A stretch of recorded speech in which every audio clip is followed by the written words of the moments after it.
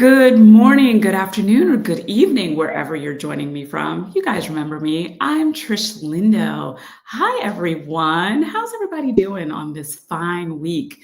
Holidays are right around the corner. I know you're feeling good. We got the PSL out, we got the pumpkin pies or sweet pecan pie, whatever it is that you are getting ready for the holidays. It is a good time to be us, right? That's right, guys. We're going to keep these good vibes going because that's why we are here and that's how we keep moving forward. And that's how we actually affect change is that we just keep moving forward. So, with that said, today I have an extraordinary show for you. For those of you who might be joining Too Ambitious for the first time, this is a show that celebrates Black women and women of color founders who are innovators, disruptors, and yes, you probably would have guessed, very ambitious, which we celebrate here. Okay. Ambition is all the rage, just like a drug. We love it.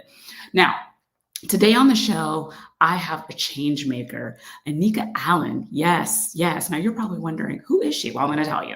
She is the founder of the Empathy Agency, which helps leaders and their teams deliver more fairly on their missions by coaching them around the impact identity as an organizational culture and equity outcomes. Now, Nneka is an award-winning author. She's a highly accomplished leader who's one of the first scholars in residence on equity, diversity, and inclusion at the University of British Columbia. Now, Nneka considers herself a relationship builder, a stone thrower, a freedom fighter, and a leadership coach and a storyteller. Well, first of all, we love all those things. And, we're going to get into why and how she became all these things. So without further ado, let me bring on the great Nneka Allen. Hello, Nneka. Hello, Trish. Thank you so much for that beautiful introduction and your energy. It's infectious. Absolutely, absolutely. I'm so happy that you're here. We're going to have such an amazing conversation today. And first of all, I want everybody to know that, we met on LinkedIn. We've never actually met in person, but that's how the love starts. You make connections, and that's why today we're gonna have a good time. So people are already excited that you're here. I don't know who this user is. I don't know why it shows up like that, but I'm sure they're a fan of yours. So we have a lot of people who are showing you love. Dan Roth is saying, woohoo. All right. Yes. So yeah, we already got so much love popping already. I love So that. yeah. So, let's jump right in. You are so dynamic and such an extraordinary woman. Let's just set the stage a little bit. Describe a little bit about who you are and the work that you do, especially through your company, the Empathy Agency. Yes, yes. Well, I am a Black Afro-Métis woman. I'm a descendant of the Underground Railroad, sixth generation Canadian. I'm a mama to an adult daughter who's married, and now I have a son in love, I like to refer to Destiny and Skylar. And we live here in British Columbia, in a big old house together with our two dogs, Ooh, I Sophie love and that. Sammy. And I think it's important to say, we live on stolen and unsurrendered land, the Mm, land of the Musqueam and the Sumas First Nations, and we wrestle with the reality of living on stolen land. I consider myself and my ancestors to be stolen people on mhm. stolen land, and so that's a sobering um, a sobering reality that me and my people wrestle with as we Yeah. try to understand who we are in this space and how we can hopefully achieve greater justice together. So that's a little bit about me, the work I Yeah. do at the Empathy Agency. We're just really committed and excited about supporting and inspiring people to live bravely Yes. because we are passionate about cultivating environments of belonging. Mhm. And Mhm. so all of the work that we do at the Empathy Agency is designed to achieve those ends. And so that work takes the form of coaching, predominantly one-on-one coaching and group coaching, Mhm. but also some training as well. Yeah. Okay. I love that. And listen, you've said a whole lot in the span of like a minute, and I can't just let it go. I can't just let it go. So, Okay. so you say that you say that you're a descendant of the Underground Railroad. Tell me more about that. Because you don't hear that often, right? Yes. So I'm guessing that you've tracked your lineage and your family. Yeah, share a little bit more about that. Yes, Fascinating. so on both sides of my family, the maternal and the paternal sides, my ancestors escaped enslavement in the United States in the 1840s and they escaped into Amherstburg, which is about 20 minutes from my hometown in Windsor. My maternal family lineage is better known than my paternal family, although we continue to do the research to learn more. Um, but John Freeman Walls, who's my third great grandfather, he and his wife Jane escaped from Troublesome Creek, North Carolina, and escaped through Amherstburg and settled in Puce, Ontario, which is just on the other side of Windsor, about 20 minutes. And there they settled and created a beautiful family. He became one of the largest farmers in the area. And again, that land that he was on belonged to the Caldwell First Nations. And it was land that was purchased by a nonprofit that was giving land, quote, giving stolen land to refugee slaves. And so that's a part of our narrative as well, that we continue to reconcile and try to reckon with. Yeah. Well, thanks for sharing that with me. And then, that is incredibly powerful to know your history and to know, how you got here. I think, obviously a lot of African Americans, are still learning their history. And, some of them, obviously, as we know, have done the work to find out more about where they came from. So, I think that's really a gift that you have there. So, It is. I have to agree with you, and I can't take credit for it because my family has done a tremendous amount of work to educate us. So the land that I was talking about, we still own that land, and it's now a National Historic Site where people can go and visit. And there's a book about my mother's family and the story, and so that those narratives were always alive for us. Right. Growing up, and we're invited to know that history. And so in a lot of ways, I think there's an advantage in having so many storytellers and keepers of history in the family. Yeah, absolutely. And I mean, you're a storyteller. You say that you're a storyteller. You tell stories. You bring people together to hear their stories. So love that.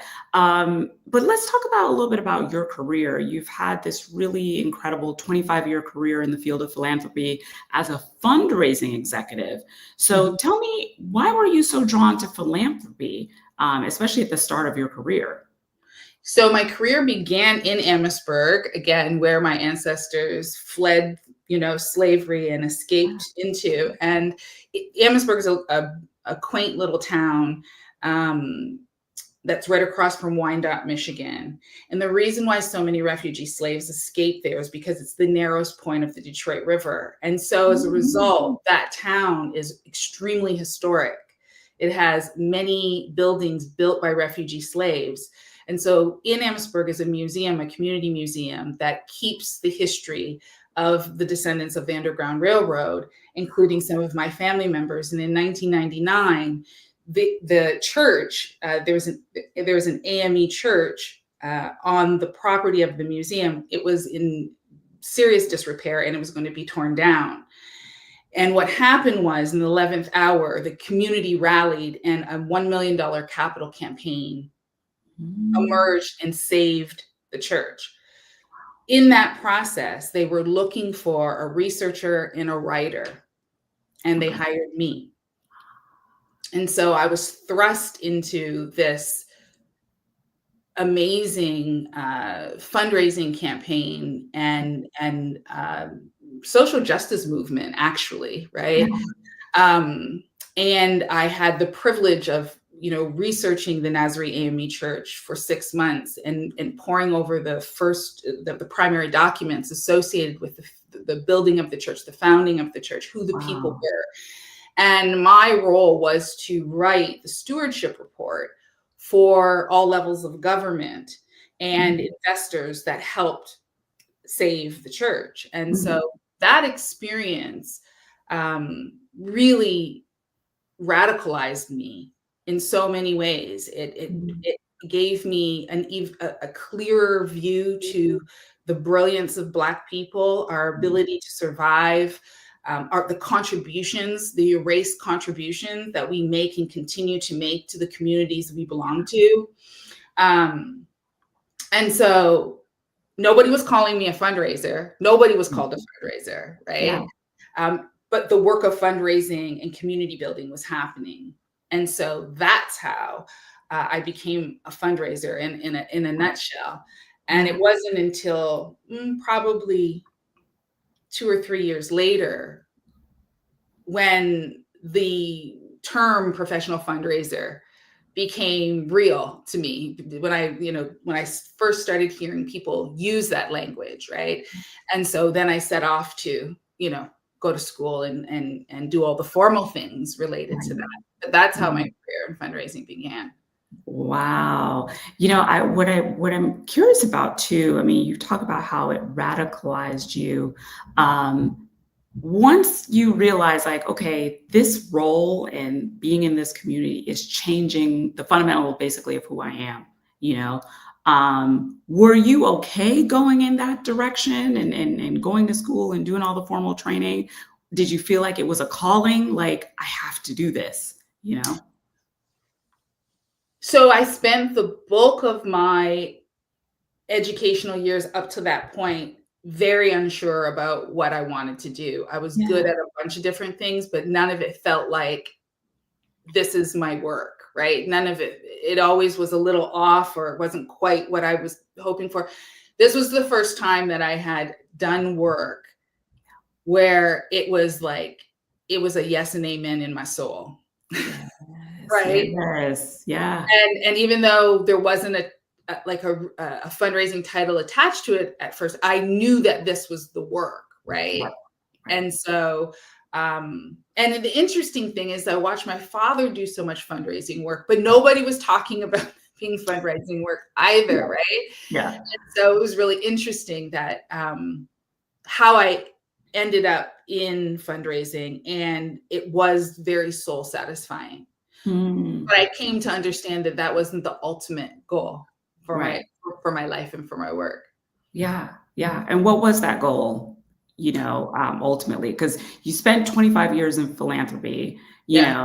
doing the work, making change, and empowering, the people that I'm sure work with you and everything like that. So what was the goal, were you thinking? Was the goal the empathy agency, you know? Well, you know, hindsight is always 2020, right? And so Always. I can say in hindsight that yes, the goal was the empathy agency and the work of the empathy agency, Right. but I did not know that. So I am a reluctant entrepreneur. I did not Yeah. want to be an entrepreneur. My mother's an entrepreneur, my brother's an entrepreneur, my father's dabbled it. Like, I just thought Yeah. somebody's got to work for Right, somebody right. else, right? So I was never attracted to being an entrepreneur. And so that is the ultimate goal, but I was unaware that that was the ultimate goal. The experiences I was having as a fundraiser Yeah. was the breeding ground, or the training ground for where I ultimately needed to be. Okay. All right. That totally makes sense, and I love that you're a reluctant entrepreneur. I think a lot of people would agree with you there. Sometimes you're just like, I just got to do what I got to do. So This is this is right. yeah, Yeah. you know. You've got the empathy agency. When you started the empathy agency, what problem were you trying to solve through your company? Because you don't start a company called the empathy agency just for funsies, you That's know? right. That's right. Yeah. The answer is really simple: anti-Black racism in the charitable sector. Mhm, mhm. Yep, yep, yep. Yes. Yeah, I can understand that. Tell us more about that. Well, Yeah. when I say, the 25 years of being a fundraiser really was the training ground for me. Mhm. That training ground was particularly painful because I was Yeah. experiencing anti-Black racism in every organization after the museum that I worked in. Right. And I was the only person of color on the development team Yeah. wherever I was working. And inevitably, there were issues related to race, uh, Mhm. naturally, right?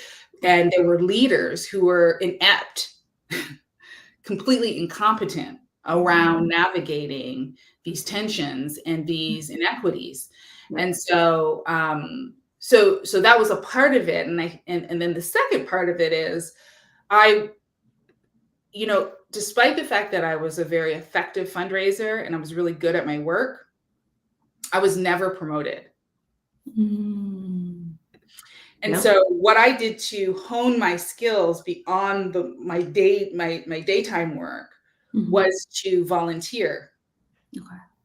to get even more experience, right? Yeah. And so one of the areas that I spent a lot of time volunteering in was supporting, mentoring Black fundraisers, Black and Brown Mm. fundraisers Okay. that were coming up.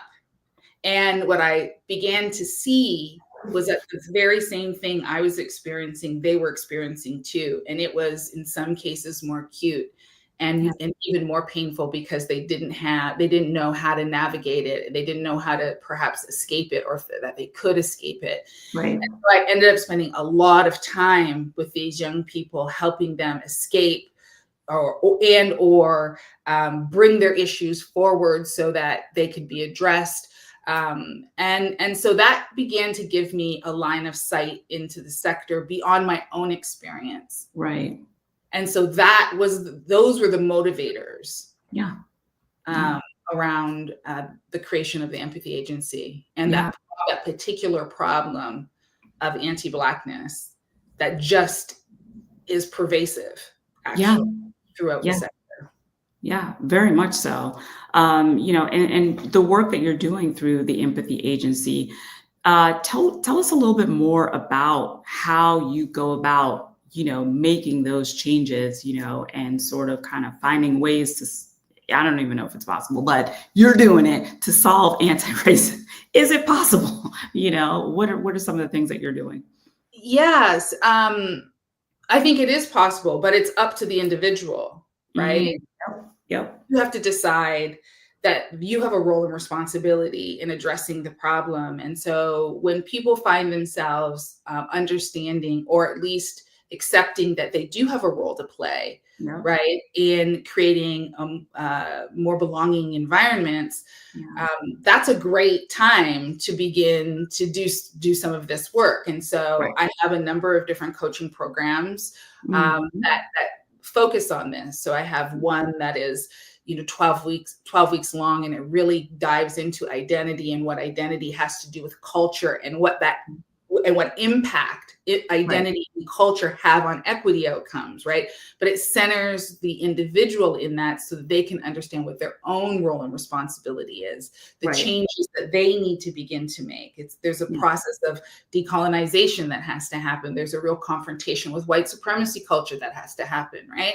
And I find those sorts of conversations are well suited for a one-on-one coaching environment where the Right. coach holds the container, creates the container for Yeah. these sticky conversations and explorations to happen. Yeah. And so that's one of the ways. Another way is through training. I have a program called the Racial Equity Blueprint, and it Mhm. is a 4-week training program for organizations and groups. So it's a cohorted model. It's asynchronous, and it explores the North American Colonial Project and our role in it. And it also centers our organizations, our Yeah. charitable organizations that are supposed to be Mhm. serving the community in the North American Colonial Project. And so it's an invitation to understanding some of that history that Right. is little known, and also to locate yourself in that history. Ah, okay. What is some of the feedback that you get from your clients about the work that you're doing? I would assume sometimes people are absolutely excited to learn and to improve, their companies and themselves. But what are you hearing from people? So it's interesting. I just wrapped up with one client in Boston, and when she began, she was very she knew she wanted to do this work, but she felt very overwhelmed, and she felt like this issue is a massive problem, and I don't know how I could possibly do anything about it. Right. And we just had our final session earlier this week, and at the end of the session, she just was like a different person in that she had a very clear line of sight to what her role and responsibility is in Right. relationship to creating greater racial equity in her world, right? Mhm. She understood she had started to build some muscle around being able to speak up, being Yeah. able to name injustice when it happens, Right. right? Understanding in leadership roles that she has a particular responsibility around the culture that is created, Right. right? And so, in the ways in which she can begin to influence that culture. Yeah. Yeah. And so, I would say by and large, a lot of my clients feel equipped. They don't have everything they need, but they have Right. enough to take the next steps. And Yeah. that's really what coaching is designed to do, right? Mhm. Yeah. Helping And do you individuals. enjoy it? I Do you love enjoy it. it? Yeah. I love Okay. it. I love Okay. it. All Yes. right. We love that, especially when we didn't set out, to be an entrepreneur, It's but you're true. like, I love it, you I know? do love it. I didn't love the training to become a coach.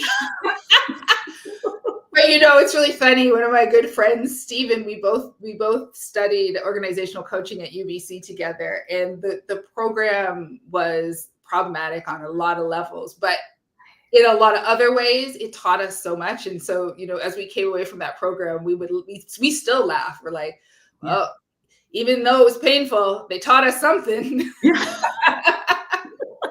That's right, that's right. Every time you go through the fire, you do learn something, It's you know? true. Yeah, you really do. And listen, I love the work that you're doing through your company, and, I'm curious, how do you find the clients, or do they find you?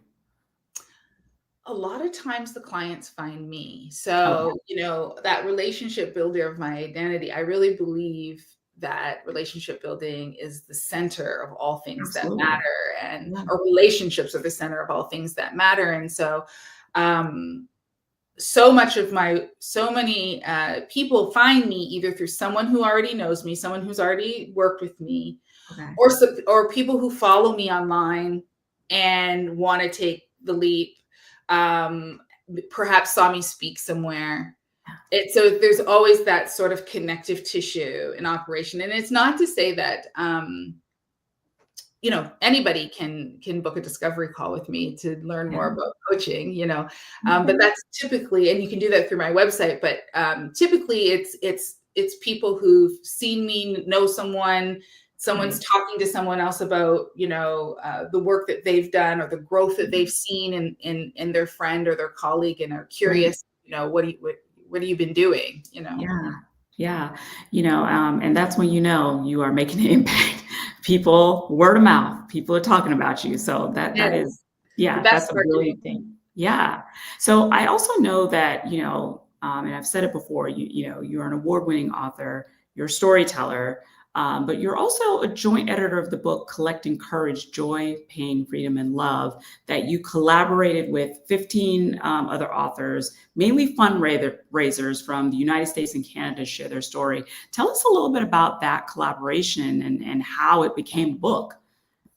So this is a really interesting story. So in 2018, I saw a call for proposals from AFP Global, Hmm. um, And what asking, is AFP Global, by the way? What is right, it? the Association of Fundraising Professionals Global, Okay. the umbrella organization. Okay. And I thought, I'm going to submit a proposal around the voices of Black Canadian women fundraisers, because I don't see our voices in anything that is Right. doing. And so what ultimately ended up happening is we began to collaborate on a project called Our Right to Heal. And Our Right to Heal ended up being a collaboration of 10 Black Canadian fundraising women sharing their stories of healing. And in addition to that, we did a short video and spoken word piece on the difference between inclusion and belonging. Mm-hmm. And then we also did an interview with one of the authors, looking more deeply at her healing journey that led her to fundraising. Yeah. And so that project, we worked on it for over a year. It was supposed to have been published in January of 2020, but there was some delay, and we didn't want it to be published in February because we felt like this is not what this is. Right. We need to do this outside of Black History Month. And so then that left March. Well, we know what happened in March of 2020. Mm-hmm.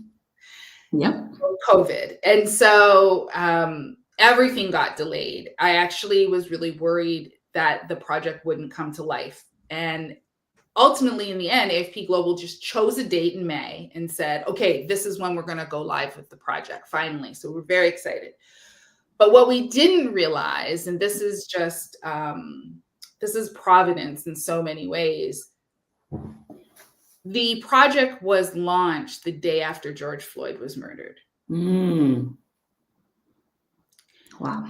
And that date, as I said, was chosen from months before. And what happened was the ability for people to hear the words in the stories of Black people changed. It shifted. Mm-hmm.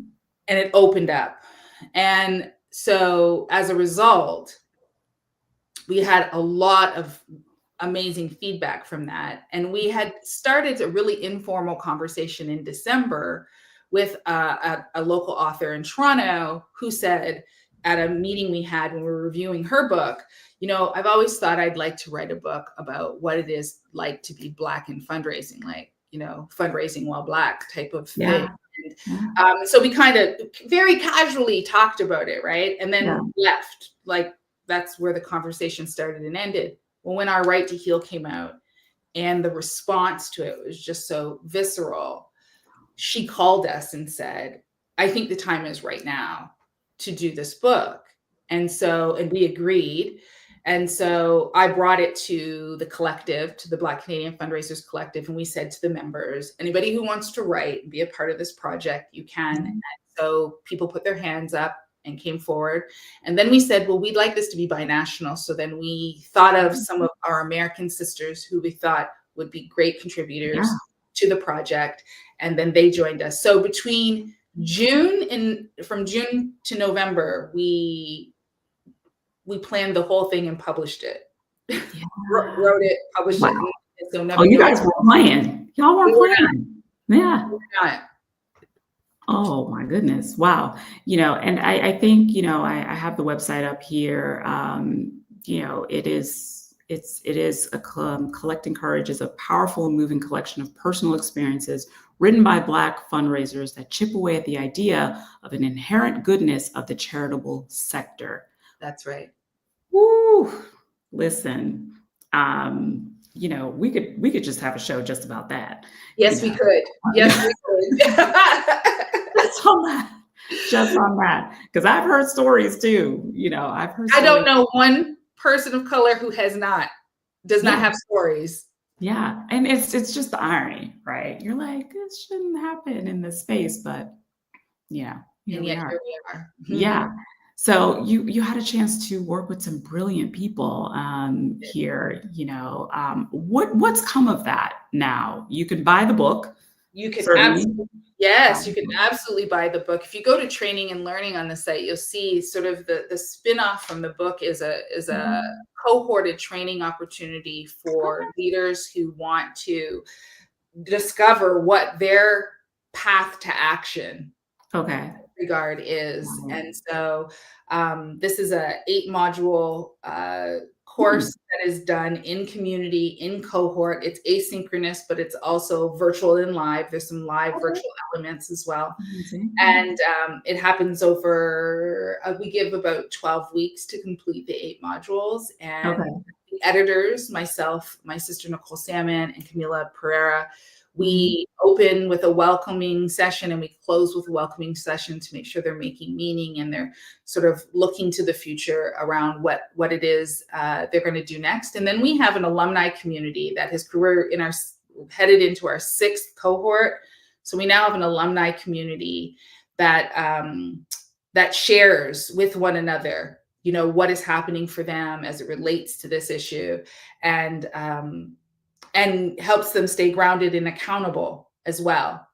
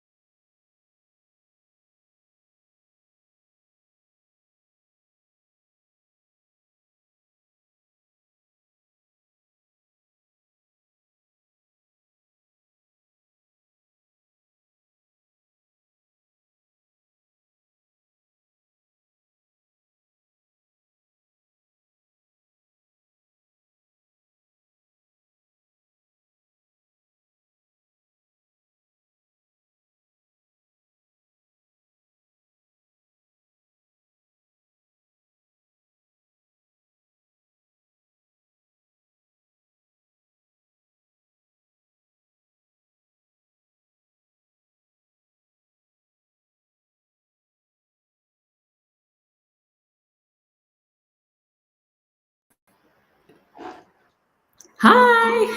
Hello.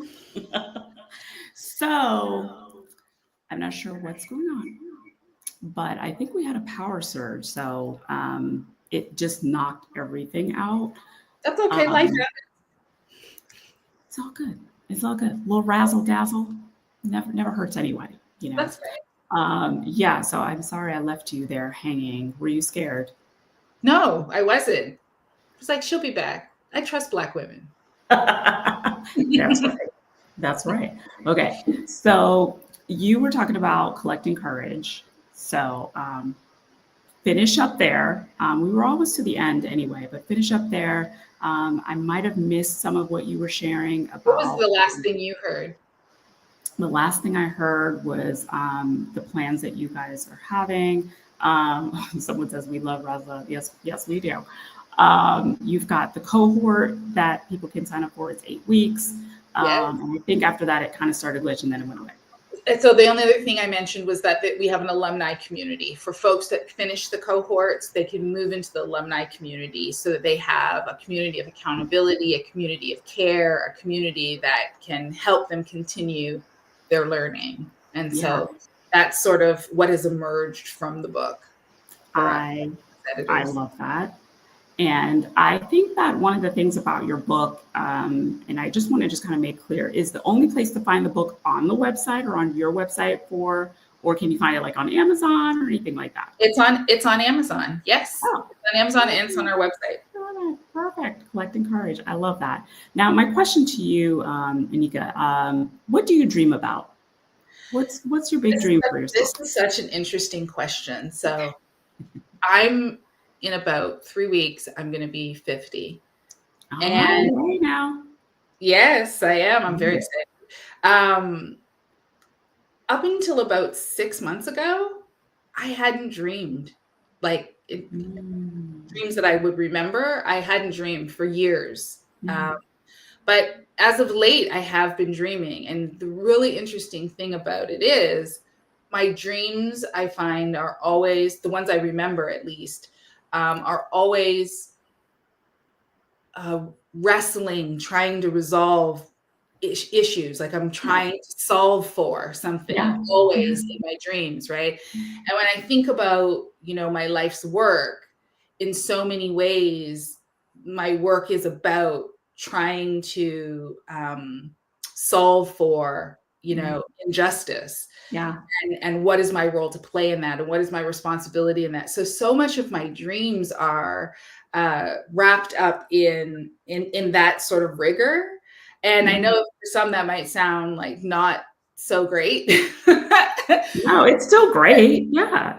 But for me, I'm when I say I'm passionate about cultivating belonging spaces, I really do mean that. And I think the way in which we understand our humanity has a lot to do with that. And so a lot of that wrestling is wrestling with myself about who I Yeah. am and how I need to be in this world so that I can contribute to that end. It's also about understanding others and what's in their way, what's sticky for them, and how I can bring myself more wholly to that circumstance. And so I feel really honored that this work is a part of my purpose. Yeah. And I feel that and I live that in all parts of my life, including my dreams. Yes. I think that's such a really thoughtful way to kind of think about, your dreams and where you're going to next, especially with your birthday coming. When is your birthday? December 4th.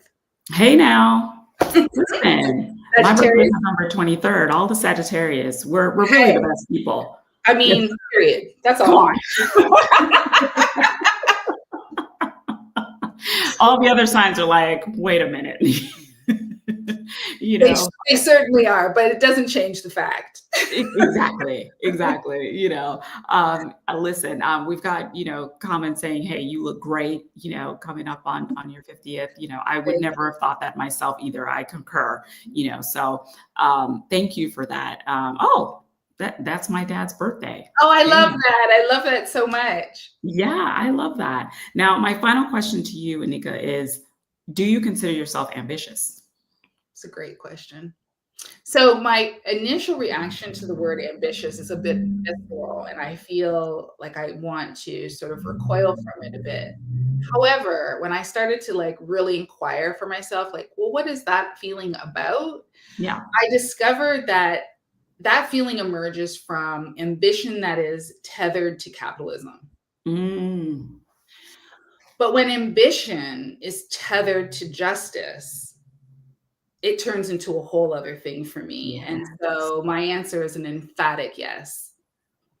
Okay. I am an ambitious person because I deeply desire greater justice in my community and in the world, and I see myself as an actor in achieving that. Yes. I love that. That's a great answer. Ambition tethered to, making change and making the world a better place. Yes to all of that. Yes. So, thank you for the work that you're doing, to affect change and to help Black and Brown people to not only live better lives, but also to heal, you know? So, thank you for that. Oh my Is there anything else that you'd like to share with us? Where can we find you? goodness. How can we work with you? How can we send you gifts for your birthday? That would be fantastic. You can just go to the empathyagency.ca. You can find Okay. me there. Please connect with me on LinkedIn or Yes. Instagram, both through the Empathy Agency and personally if you feel inspired. I love for people to connect and stay connected. And so, yeah. And thank you, Trish, for this. This has been really fun. And it's so good to get to know you a little bit better and to spend this time with you. Now that I know you're a fellow Sag, well, Right. Yes. The love fest will continue, you know. Indeed, indeed. I love it. And also too, shout out to Esther for connecting us. Yes. Oh, yes. A big shout out to Esther who connected us. She didn't waste any time. She said, this is somebody you have to know. And she was not wrong. So thank you, Esther Lee, for connecting Trish and I. Yes, likewise. Likewise. Thank you, Esther. And Nneka, this has been great. Thank you so much for taking the time to have this conversation with me. I wish you an early happy birthday and happy holidays. And yeah, I will look forward to seeing you again. All well, right. let me say happy birthday to you too, because your birthday is yes, dear. Yes, my dear. Thank you. And Thank the you. festival is robust and Yes. just tumbles right into the holidays and continues to unfurl blessings on you. Hey now. Hey now. Yes, unfurling blessings. I'm going to put that on a shirt. I like it. I love it. Thank you so much for the birthday wishes. I always forget because mine is around the holidays, so I always forget. It feels like it just kind of like, oh, it's your birthday, and you're like, oh my God, you know. And I'm sure you know that too, because it's always around all the things happening. So you're like, oh, okay, you know. But yeah, but I hope that you know how much, you know, all the good that you've put out into the world. I hope you get it 50 times or more back. So thank you so much, Trish. Thank absolutely. you. Absolutely. Good to be here today. Yes, absolutely. All right, everyone. We want to thank you so much again for taking the time to be here with me today, and know that I will be back next year. I know it sounds like forever, but let's say that this is the end of season 1, but we'll be back for season 2 with more incredible, phenomenal women who are change makers and who are basically changing the world. And I love having these conversations. I hope that you've enjoyed these conversations with these women. Believe it or not, I've interviewed 43 women this year that are killing it and doing great things. And I hope that they've inspired you as much as they've inspired me to continue putting your light out into the world, to be passionate about who you are, and to be brave in standing in your truth, and to be, of course, very, very ambitious. So thank you, everyone, and I'll see you next time. Bye.